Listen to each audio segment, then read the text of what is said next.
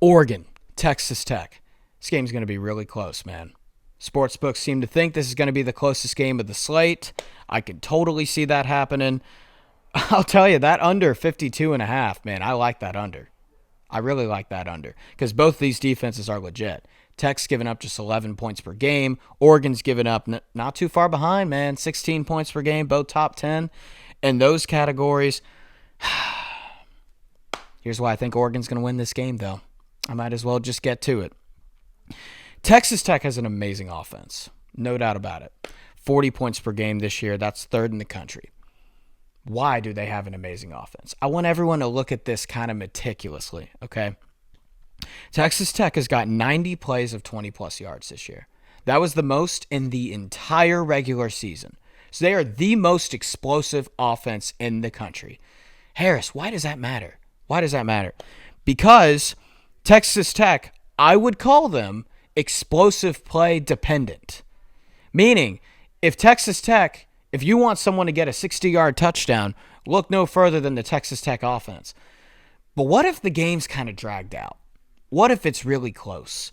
And what if those defenses are playing kind of tentatively and those safeties are really good and they're letting nothing get past them? All of a sudden, you got to move the chains and the field shrinks. Texas Tech is 96th in the FBS and red zone touchdown percentage.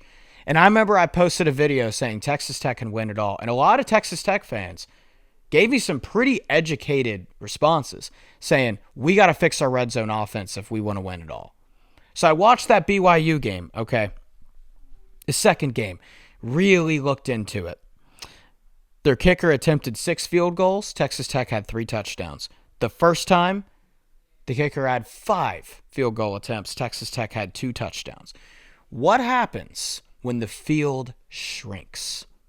You learn a lot about a team because Texas Tech can throw you a 50-yard bomb. Byron Morton can hit that, no doubt.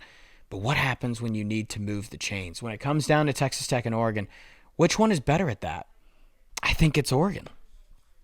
Texas Tech has won every single game this year by over 20 points. They haven't had to really just move the chains and grind it out, except against ASU, and they weren't able to do that.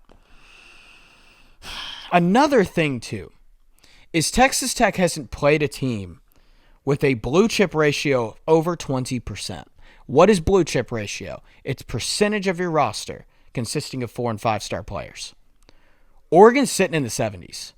That talent gap is huge and something that should be focused on because that one difference of playing against safeties who can't keep everything in front of them, Texas Tech's been feeding off of inferior Big 12 safeties all year. We'll call it how it is. There's not a lot of 4- and 5-star players outside of Texas Tech in the Big 12.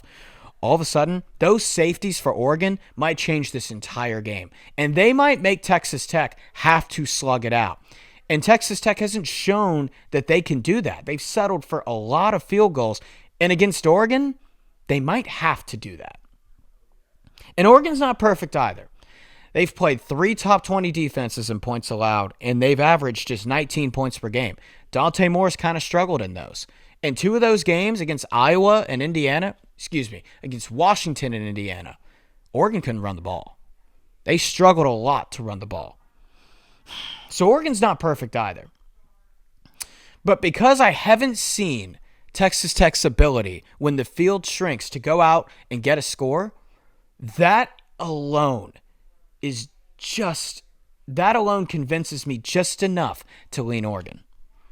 I think this is going to be one of those games where Oregon's going to win 24-16, and you're going to look at it and say, whoa, Texas Tech outgained them in yards?